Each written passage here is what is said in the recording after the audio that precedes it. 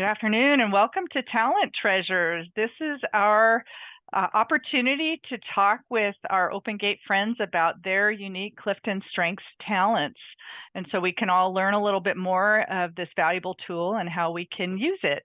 And I'm Nancy Mackey of Open Gate Consulting. I'm a leadership coach, and I've long been a fan of the CliftonStrengths 34 assessment and how it can be used for our own individual development and also team development. And joining me today is Carole Williams, Vice President of Human Resources at Cascade Public Media, who has a top talent of Restorative. And so glad you could join us today, Carole. Thank you, Nancy. Yeah. And just to give folks a little context before we get started, the CliftonStrengths 34 is a personality assessment or that takes a look at basically our strengths on 34 different talent themes. These are characteristics that we naturally are inclined to and use in our everyday. And when it falls into our top one or two, like Restorative does for you, Carole, it's almost like it's breathing. It's so natural to us. And folks high in Restorative tend to love to solve problems and find things that are wrong and like to think about how to fix them and take it to the next level. And so I'm really curious, Carole, how does that play out for you as you think about your day-to-day? Well, being in human resources, that is probably something that comes up pretty frequently in terms of the troubleshooting and problem solving and figuring things out and coaching and working with team members and managers and executives. So being a restorative is something that I think really plays into how effective you can be as a human resources professional. Yeah, for sure. I can totally see that. And it was interesting as I was digging a little deeper into the restorative theme. One of the things that caught my eye was that it says folks high in restorative really enjoy time with people to be able to think about weeks, even months and years ahead of trying to anticipate problems, which I've joked with you in the past. Restorative is my number 34. So that's not my thing, but I am high in futuristic. So I could see having a fun conversation with you. So does that, that kind of future problem solving, do you notice that at all? Actually, I do. We, especially with my human resources team, there are kind of bigger, broader projects that come up. So looking at our onboarding and wanting to do that in a very, very new and different way. We've created video clips versus sitting down and shoveling papers or shuffling papers with new team members who join the organization. We've gotten some really good feedback, but the planning and the process for that and trying to think outside the box and deliver this in a way that is not only informative, but also entertaining. And so that's part of the I guess, forward thinking and problem solving and looking at things in a different aspect comes to play. Yeah, seems like a lot of creativity you get to use. Do you feel like does that what jazzes you a little bit about that? That's the most fun part about being a restorative is it is constantly creating different ways of thinking about things, different ways of problem solving, different ways of delivering information, different ways of delivering a process. So yes, the creativity really plays in there too. Yeah. I love that. And like I said, I'm futuristic, so you and I could have a lot of fun with those two together. Do you find, Carole, that other people notice this talent in you? Do you get feedback sometimes? I think people find that I'm probably oftentimes the go-to person if someone has a question or wanting to think about things in a different way, or problem solving, troubleshooting. It's yes, they don't say it, but I think by being approached with so many different things on a daily, monthly, weekly basis is indicative of that. Yeah.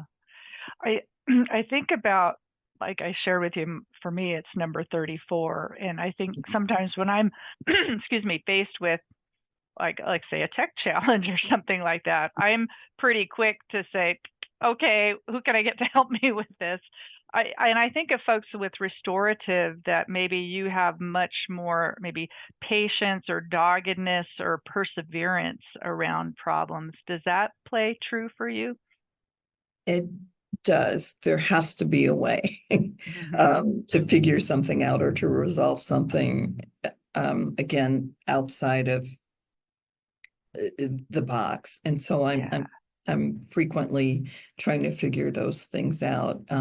Even my work with you, um, I've, approached you with some fairly gnarly situations, and being able to kind of brainstorm those sorts of things and different options, and how can we figure this out? How can we fix this? How can we make this more effective? It's kind of my approach, and I've experienced that with you a lot, and you've tolerated some of those those questions and those challenges, and Yeah. so is my team. Yeah. Awesome. Awesome. Do you find that part of the Clifton Strengths, we talk about the fact that our talents are really what fuel us and help us to those higher levels of success. At the same time, with themes being neutral, they can sometimes get in our way, be a barrier to certain things. Do you ever find for yourself that restorative gets in your way in any way? It does. Um, it does when I can overthink things. Mm, At times, sometimes trying to figure out when good enough is good enough. yeah. Um, so it can get in the way, Yeah. the digging in and the digging in, and not knowing when to let go sometimes. Yeah. And how do you overcome that for yourself? I work towards asking lots of questions, getting lots of input, checking out some assumptions, going back and doing it again, and then just at determining that I think I've done enough due diligence and Mm, have gained enough input and insight that this is good enough. And yeah. um, if it's not, then we'll figure something else out Yeah. later. Yeah. Yeah. Sometimes just even recognizing that. I know the ones that get in my way, I'm at least more dialed into what they're like, oh, this is kind of Yeah. getting my way now. So sometimes that just knowledge can help us. Another thing in Clifton Strengths is kind of fun to do is look at the contrast between the different themes. So one that can be an interesting contrast with restorative is strategic. And so there's two words that I'm interested to get your reaction to. So with restorative, one of the similar words is called a troubleshooter, whereas with strategic, the word they have is map maker. So how does that resonate? How does being the troubleshooter with restorative resonate with you? The troubleshooter at work and at home, um, I guess it's something that I'm naturally driven towards.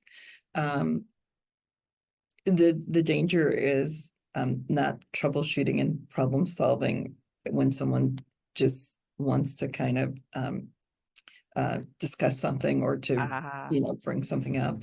But right. I immediately go into troubleshooting and problem Hmm. solving. It's hard to not Yeah, to do that. And even if someone is sharing a scenario, trying to be restrained and not offering up something unless they want an opinion or suggestion or interesting. recommendation. But Yeah, it's just um, that it feels like that's kind of how I'm hardwired. You're hardwired. Yeah. Yeah. Which is so true of our talents, right? That's especially when they're in the top one or two. Yeah. Yeah. What do you find, like if you think about from a manager, what do you need from a manager to be successful in utilizing this restorative talent? I, one of the, I think what I need from a manager is um, to listen carefully, to not jump to conclusions and Mm, assumptions too quickly, um, and to problem solve together mhm. with folks, not just this is what I think you should do, or jumping in too quickly without really understanding what the scenario is that Yeah. the person is bringing forward. Yeah. So you have a real collaborative approach, which it was fun. I was looking at your top 5. Your high and relator, I think, is your number 2, which is Oh, that love working with small groups of people to achieve yes, a goal. So that collaboration probably really fits with your problem solving. Yeah. yes. Um, how do people maybe stifle that? You kind of addressed it a little bit, but this, your restorative, how do people get in your way or stifle it or frustrate it? Um, I was thinking a little bit about that, and um, some, especially in human resources, probably other fields too. But you're not an expert at everything. And so we are a public media organization. And so working with reporters and working with different functional areas throughout the organization, you're not necessarily an expert at all of that, but there are kind of traditional, or not traditional, but there are insights. There is the thinking through a problem or scenario that should be and can be impactful, no matter what the discipline area is. Right. And so sometimes I think if you are not an expert in every field of study, then it may not be considered as not critical, but may not be considered as someone who is knowledgeable, when Mhm. mostly it's looking at the situation, the problem, and then trying to work through it versus Right. being an expert at being a journalist Right. or an IT professional. Right. Yeah, and sometimes that fresh point of view can be what's needed to solve a problem sometimes. Yeah. Yes. Yeah, for sure. Do you have any encouragement, Carole, for others with restorative? Any words of wisdom of encouragement that you'd like to leave? Um, Leaning into it, Mm, because sometimes when I don't lean into it, and then that's usually when I can go off course a little bit, or mhm. just challenge or not trust my instincts and judgment and experience and expertise. So I would just encourage anybody who's restorative to lean into it as much as you can, um, and embrace kind of how you can help others. Mhm. Um, Not being the expert at all, but I think that leaning in, it's also interesting to be able to troubleshoot and to um, be able to feel comfortable and that strength, the restorative strengths that you have. Awesome. Well, I appreciate you, and you're probably the first person I go looking to help solve a problem because, as I said, I'm embracing the fact that I'm not strong in that. So I always appreciate people who are. Like I said, I always think of that doggedness and that determination to solve things is pretty impressive. So I really appreciate you taking the time, Carole. Thank you so much. Thank you, Nancy.